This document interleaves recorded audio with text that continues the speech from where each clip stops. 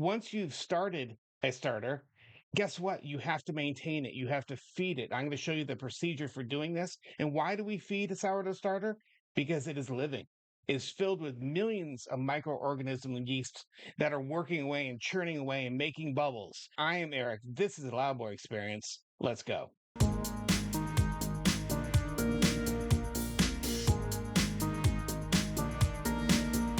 So what I have right here are two starters. The first of which is a starter that I actually used real yeast inside to start the process of fermenting this dough. And several times now, I've opened this up and it looks truly like it's living. The bubbles are heaving and the surface is kind of moving. And if I give this a good shake, new bubbles will form because the yeast are actively belching out. And as they're consuming all the different sugars and the things inside of the flour. Second one is, this is a natural starter. There are millions to billions and trillions of yeast in the very air around you right now, microscopic organisms that you can't see, but they are there. Right here in this container, which has grown considerably. See the sticker on here from one of my computer parts where it says Fire Cuda? This is how high it was before, and now it's up to here. So basically in here is only flour, water, and an apple. The skin and the pulp from an apple. I put it together, mixed it together into kind of a wet dough, if you will. Not a dough, I'm not kneading it, but it's just a wet mixture of flour, water, and an apple. As that apple ferments over time, you get kind of a sweet, cidery kind of smell, because that's what's happening in here. And the yeast are going crazy. They are active. And again, I added no store-bought yeast. The yeast from the very air around us naturally came in and started doing their job and built an entire society in here. This is a living organism. This is basically a new pet that you can create on your own. And you might be asking why? Why make a sourdough? Well, one of which is flavor. The taste of a good sourdough bread, it beats any bread out there. But secondly, nutritionally, this is much more digestible. This is a starter with the store-bought yeast. And what we're going to do is dump this into the bowl. What I have prepared ahead of time are measurements of 250 grams of strong flour. What is strong flour? Strong flour is flour that has a high protein count in it. Has a lot of protein. This is, again, our store-bought starter, to which I've already measured using a digital scale, 250 grams. And in here I have 340. And what it is two measurements of 170 and 170. So what it needs is 170 milliliters of water to 250 grams of strong flour. So what I'm going to do is I'm going to add that in here. And of course I can start mixing there, but I need some water. And you want room temperature water. Put about half of that in there. This is the process of feeding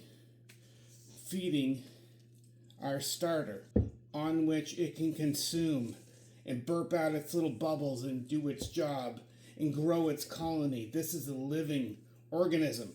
When you create a sourdough starter, you are helping to create something living. You're taking a living thing and giving it a home in which it can grow and thrive and add to itself. And really, at the end of this, as you add these two ingredients, water and flour together, is you want a really sticky dough. And that's what I have right now. You can see how that is sticking to my hands, to my fingers, to the spatula itself. And when you're done with that, simply grab your container and put it back in. Now, there is a methodology where you are supposed to throw out half of your starter. And I have recipes that I've seen where that's a thing. I've already performed that action, so right now I'm simply adding these 250 grams of flour and adding the water and then putting them back as this really sticky dough. So about 4 or 5 days ago, I started this sourdough starter. And in it, again, flour and water. That's it. No salt, no yeast. There were no yeast packets used in this. So now, in real time, oh, look at that.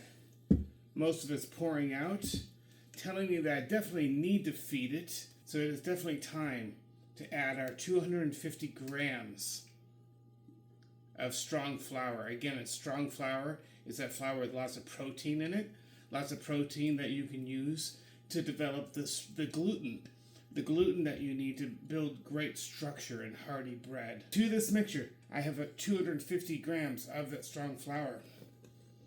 Okay, I measured this earlier with my digital scale. And what I'm going to do now is I'm going to start mixing that in. And I'm going to see if I even need much water at this point. I may not. And if not, if this remains kind of, if it still looks like a sticky dough, even though it's not technically a bread dough, it is looking like it might need a little bit of water. Not much though. It is soaking up the flour that I've given it. Might need a splash in here. What I'm using is room temperature filtered water. Okay?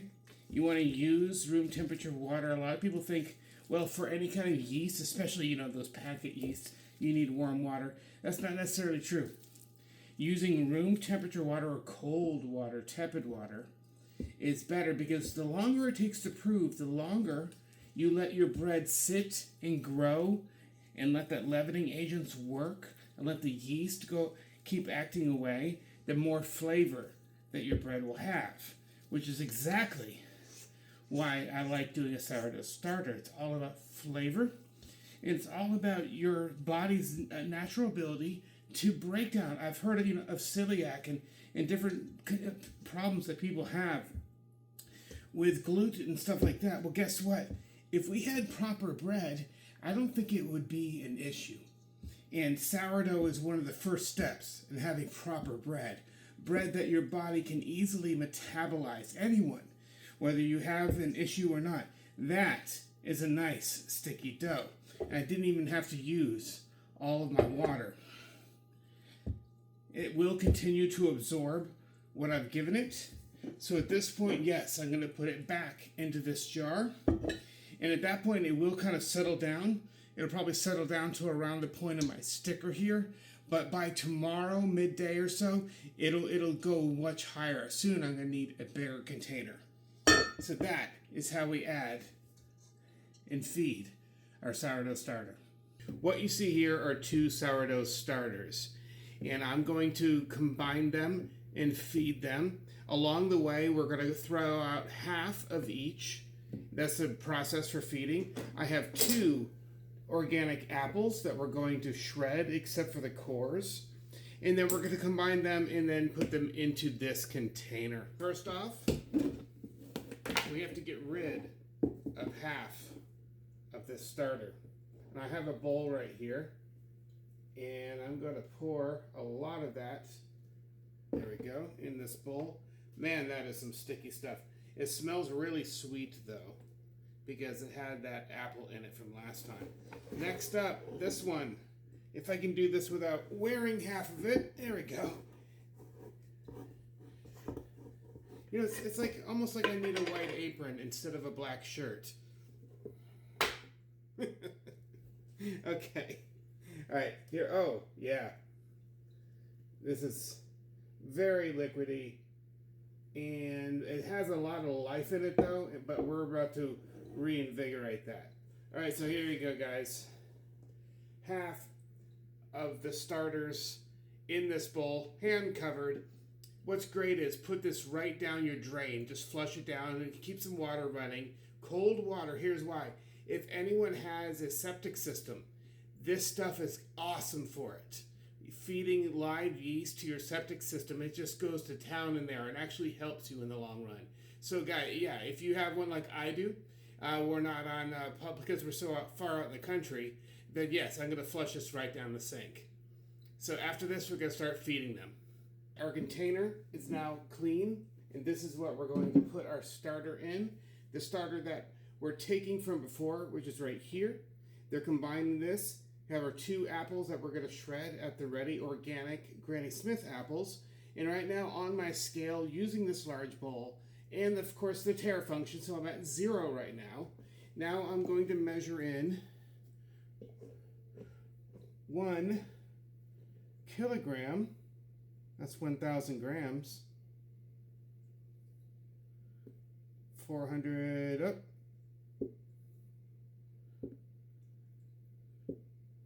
There we go, 1001. I'll take it. We have our flour in the bowl. The apples I've already washed. We do not want to use the core, but using the skin, we're going to shred these apples. You guys ever shredded an apple before? You know, before this, I hadn't either. Not something that you commonly see. Shredding apple. I probably won't use all of this. And right now, there we go. Why do we do this? Why are we adding this organic apple to our starter? Well, what this does is as the apple begins to ferment inside of the starter with all those juices, you know what happens during fermentation, right? How do you make cider or ale or wine, right? It's the fermentation of things. It gives the yeast something to munch on, and that's about equal to 1 normal-sized apple. Man, it smells. I wish you had smell-o-vision. The smell of this grated fresh apple, delicious. Flour, apple. Now let's add some of that starter.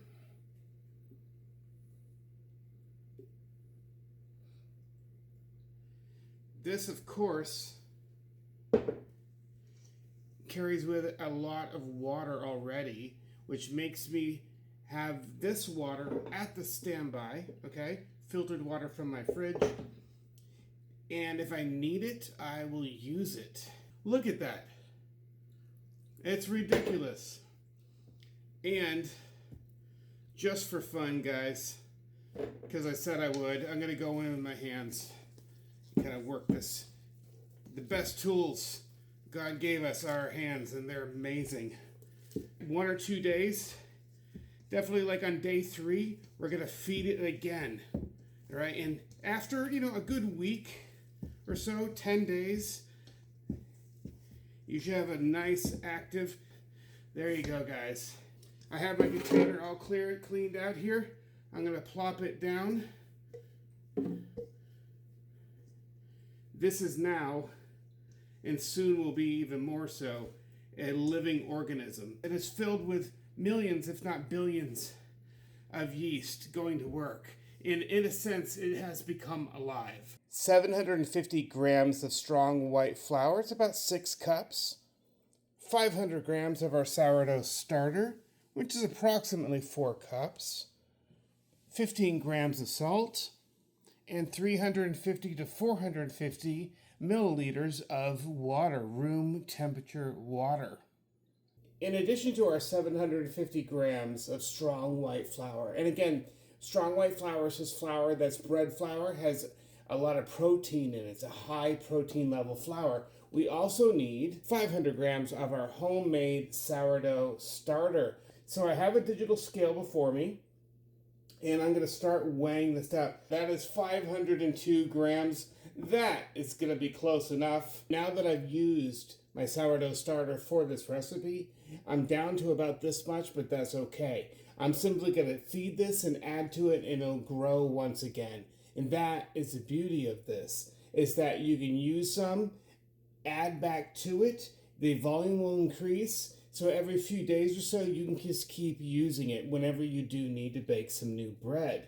Ingredients: the 750 grams of strong white flour, the 500 grams of our sourdough starter, the 350 to 450 milliliters of water, and finally the 15 grams of salt. To our flour, on one side of the bowl, we're going to add our 15 grams of salt. We are now going to add our sourdough starter to the other side of the bowl. We have our salt on one side, our starter on the other. And what I'm going to start doing is starting to kind of fold this in. I need to add a little bit of water to this and begin mixing. At this point, I want to start getting my hands in there. And that is just the beauty of working with bread and working with bread dough, is that it is a hands-on project. You need to be able to feel where your dough is at. How moist is it? Does it need more water? Are you building up the gluten? And the gluten comes from kneading the dough. Okay, that's working the dough, and you're going to see me doing that as we go and add a little bit more water here. You don't want to add too much too quickly. The goal at this point is to simply have the dough pick up as much of the flour from the sides of the bowl, from the inside of the bowl as possible. As the bread rises, it has those little air pockets and stuff like that, right? Well, that is gluten. Gluten allows, without proving it, without knowing that then you'll just have flat and awful bread without that. So that's why we, quote, knead our bread. Now we have our dough on the board. I've put a little bit of olive oil down instead of flour. The reason we do that is if you put down flour, the dough will continue to soak up that flour, and it's going to completely change that water to flour ratio that we meticulously measured out before. So using oil works just well. So what I'm going to do now is start to actually knead this dough. All right, and this is a process to where we keep flipping it over and using both of our hands. You can see it actually is sticking to the board still at this point, which it will do.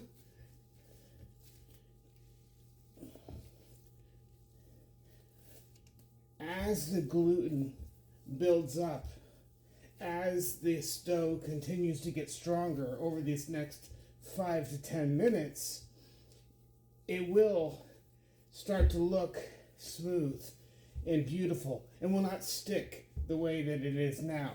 There are lots of different ways. Some people prefer the slapping method. They kind of stretch it out and they slap it like that. And I'm actually getting winded doing this. This is a lot of work. It's worth it. You know what? And once you lay hands on your own ball of dough, once you lay hands on dough that you have created from the ground up, especially from a sourdough starter, A, you will love it. B, this work, it won't feel like work anymore. This will feel like just something special that you're creating something. And more than that, what you're creating is something that you can share, something that you can eat and enjoy and make an amazing sandwich or some dinner rolls, or my favorite, make pizza dough. Okay, guys, this is how I make pizza dough. I make my own dough, and after I've proved it, I take it out, and then I stretch it and I roll it into the rounds to make a pizza. And guys, I want you, check out some of the photos of the pizzas that I've made. Let's give it a little test. We are getting, check that out, guys. I'm not there yet, but I'm just doing a quick test. When I press in, that's slowly bouncing back. All right, the gluten is getting stronger. As we get closer to getting the dough that we need for it to prove for a while, the goal is for it to have a nice, smooth skin, if you will. All right? It's going to be nice and smooth. And we are pretty much there. I'm getting spring back from the dough. Okay? This is almost there. I'm probably going to give it maybe 1 or 2 more minutes. I'm kind of cupping my hands around it, using the friction of the board. You can see I'm kind of pushing away from myself, allowing that to tighten the surface of this ball of dough. We're almost there. So Yeah, you can see that. It is springing back.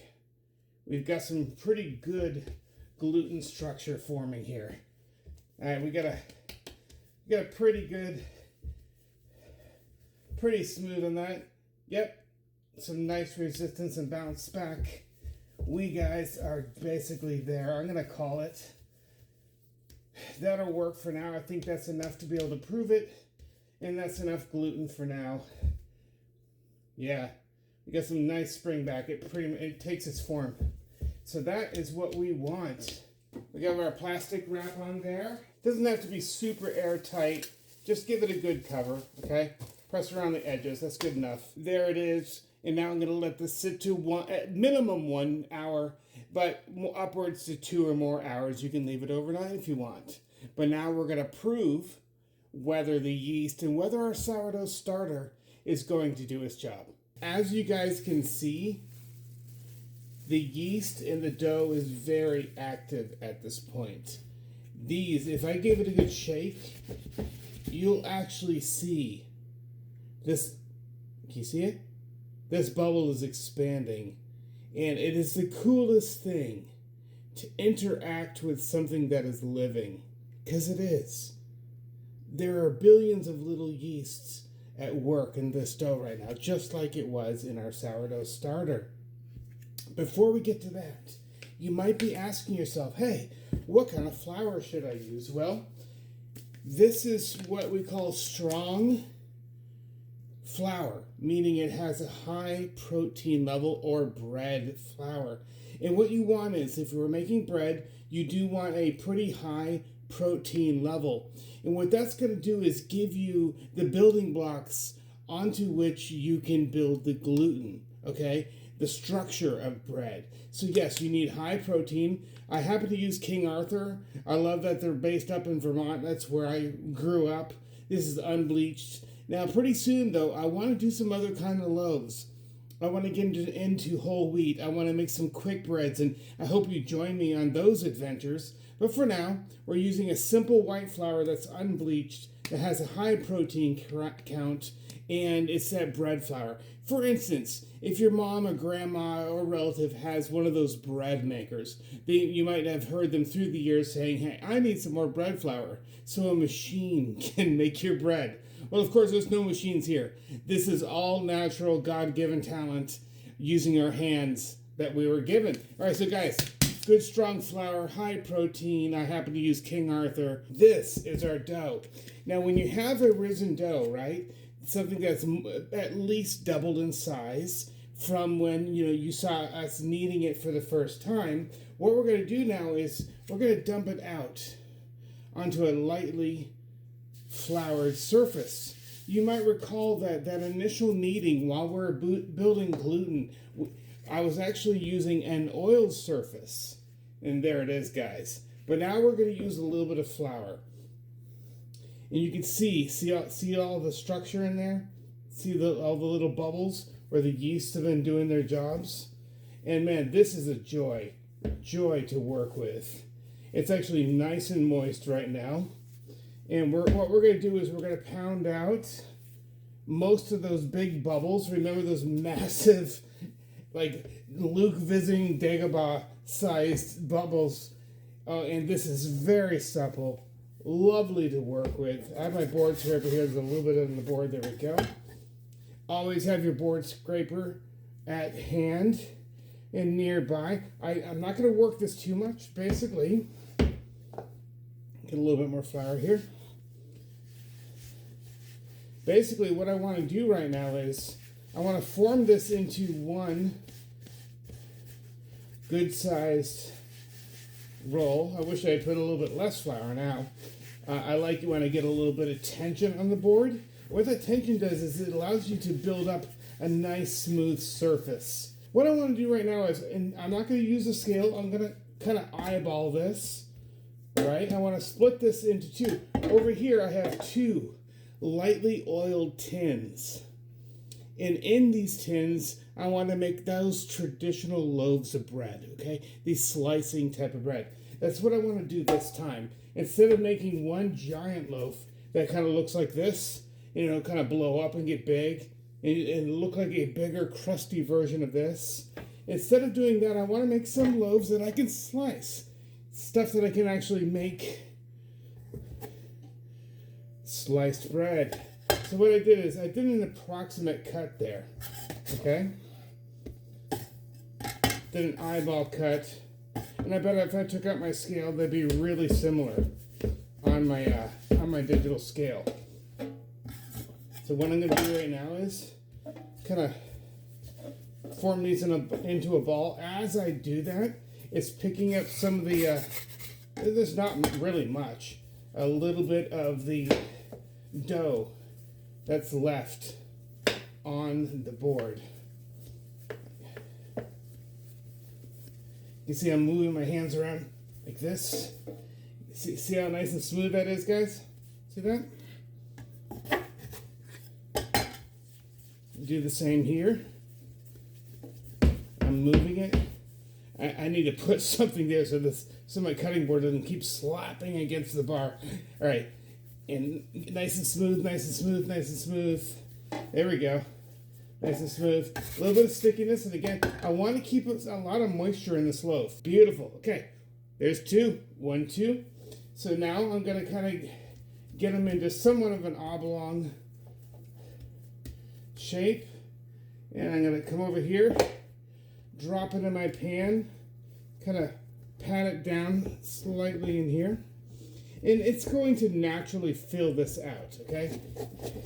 You know that old saying, water finds its own level? Well, this dough will do the same, but yeah, I'm going to give it a little bit of help. Pound it into the corners slightly. Okay?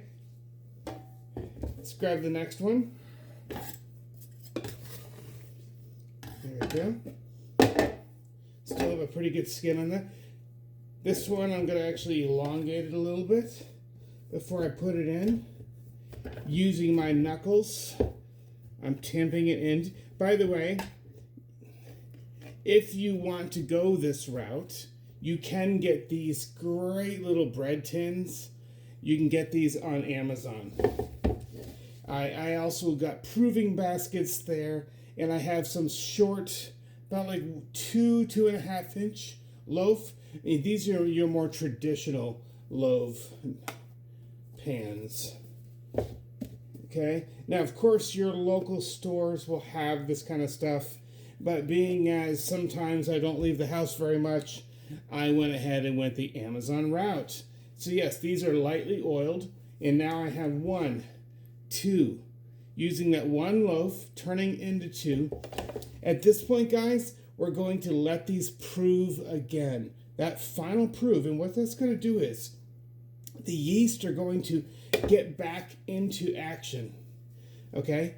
The yeast are going to start working again and expand, and hopefully we can now double that again. There's also one additional rise of our dough, and that happens when the heat hits it in the oven. But for now, we're going to let the yeast do their job. And there you have it, guys. This is it. 1, 2 loaves of bread.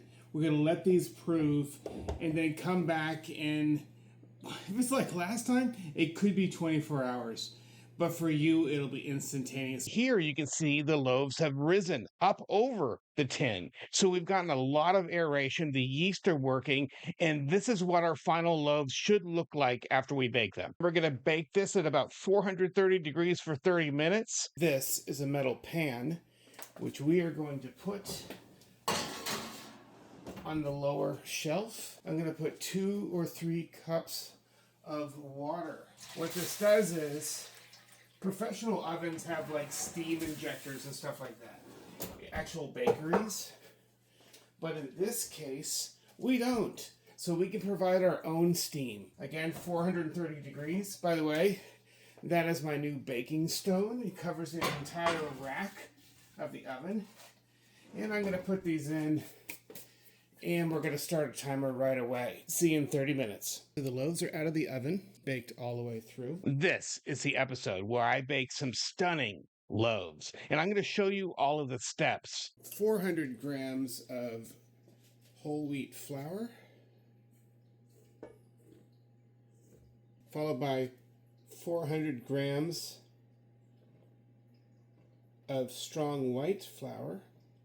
This is the half and half loaf.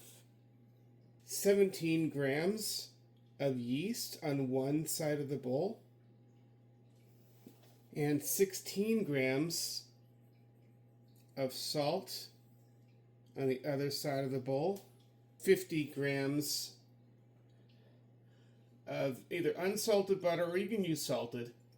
It will, and if anything, it'll probably help the taste some. 500 milliliters of water. I'm going to put only part of it in for now. Now we're going to use our stand mixer with the dough hook. And at first we're going to turn it on slow. Adding some more water now.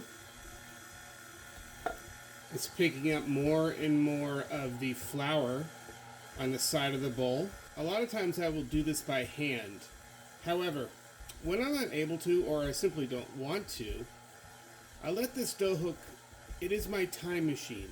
Now when you knead bread by hand, you need a good, I've heard 5 to 10 minutes. It's probably closer to 10 minutes.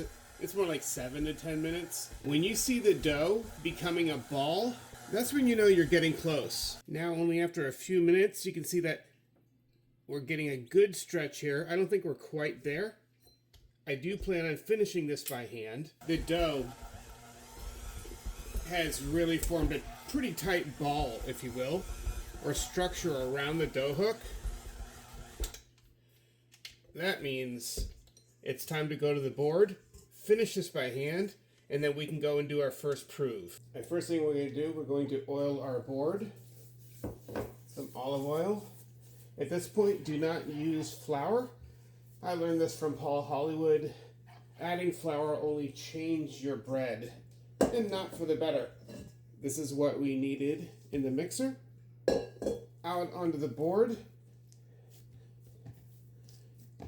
And already I can tell that this dough, see that nice smooth surface there?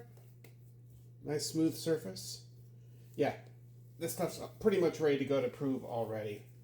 So, what I'm going to do is kind of fold this up and flatten it out again. Fold it over again. Turn, give it a good stretch, stretch over again. And what we're doing, as the yeast work and do their job and expand during the prove, the folding action, I believe, actually helps with the overall structure of the bread, okay? And we're going to do even more of that folding. I'm using the resistance of the board, which keeps moving, of course. Resistance of the board to build a nice, tight ball. And already, that's nice. You can see how it bounces back quickly. See how that bounces back? The yeast are already working. The gluten is formed really well. Bounces back pretty darn quickly. It's nice and smooth. And this is ready to prove.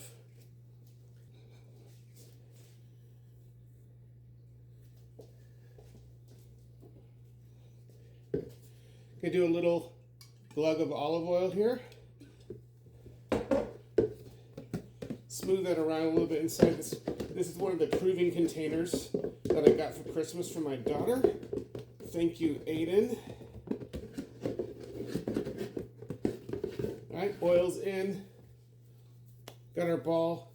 We drop it in, and then we seal it up.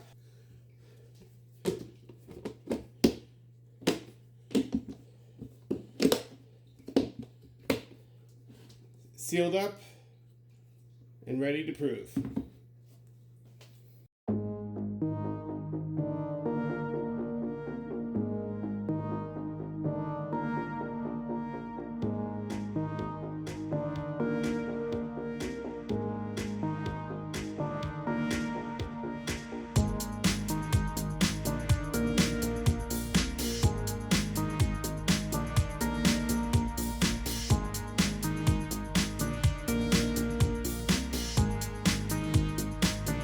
2 hours of proving, and now we've more than doubled in size. What's great is that, can you see those fine little pockets of air in there? That will be the structure, basically, of the bread. After we prove it again in their loaf tins, and the yeast have been actively working. Check this out. Isn't that great? Air bubble. Watch this. See that? How the gluten has worked and how it's risen. So what we do is, my board is still, there's some oil from our proving container already on the bread, and there's some on the board still. Really nice and pliable. And what we're going to do now is knock out the air, okay? Because we want this to work again as it proves in the tins. So we're just knocking out this air. Now basically at this point, we are going to work this into, two separate balls. That's right. Nice, smooth. See how that bounces back? Okay. What we can do now is get my board scraper, give it a good cut down the middle. Now we have two.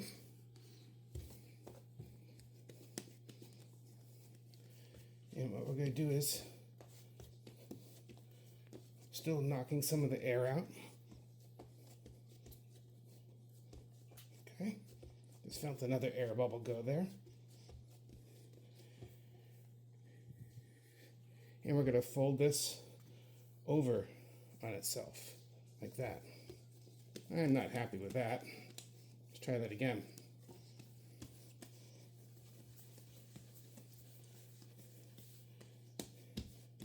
So what we're doing is we're prepping this for the tins.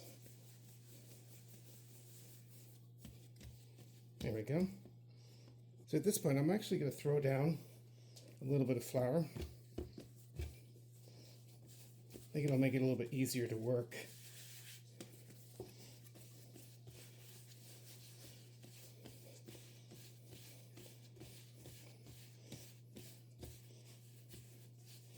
Because we did introduce quite a bit of oil.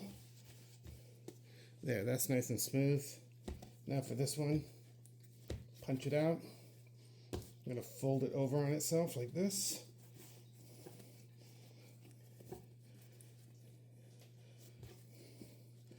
Folding it over. Get some more, a little bit more flour here.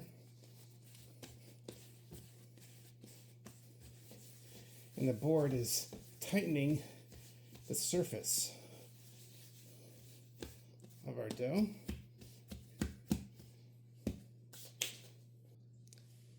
Okay, now we have two tins, a little glug of olive oil in there. I'm going to spread that around the sides.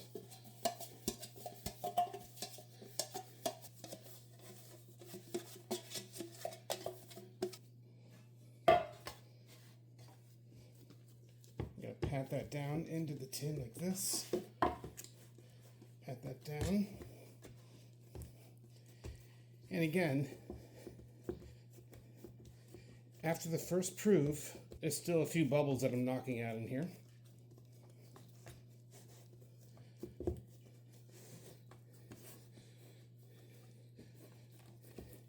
There you go. It will expand. So it doesn't have to be perfect, but yes, I'm slowly reaching the corners here. Trying to maintain so I want that to be nice and smooth on top. And as it expands, it'll smooth out some. But what you see now is generally what the bread will look like, because after the second proof, we will take this directly to the stove. Now check these out. Check out this. See how deep they are in here? We're going to check back after they do their second proof, and they should have risen quite a bit. We're going to let these sit for probably a couple more hours.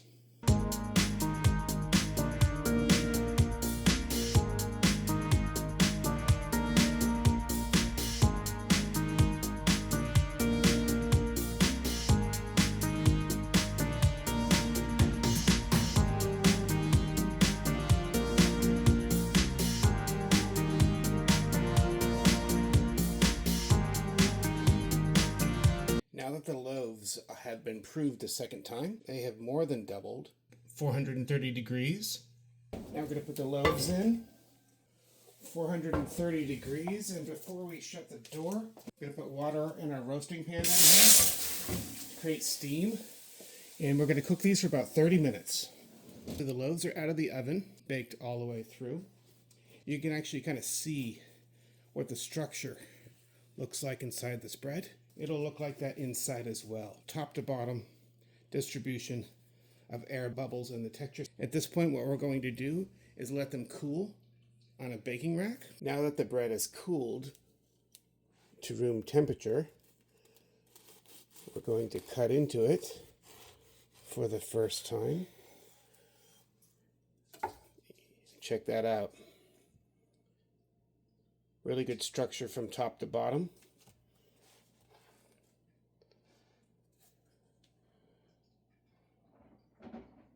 Yeah, that looks pretty good.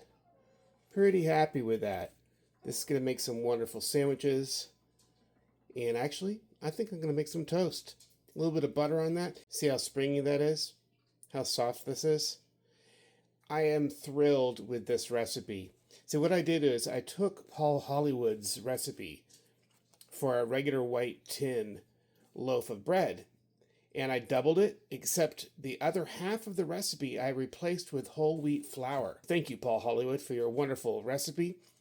And I just am really fortunate that adding that whole wheat, it just turned into a loaf that is both delicious and springy and soft. It's going to make some wonderful stuff. I really look forward to this.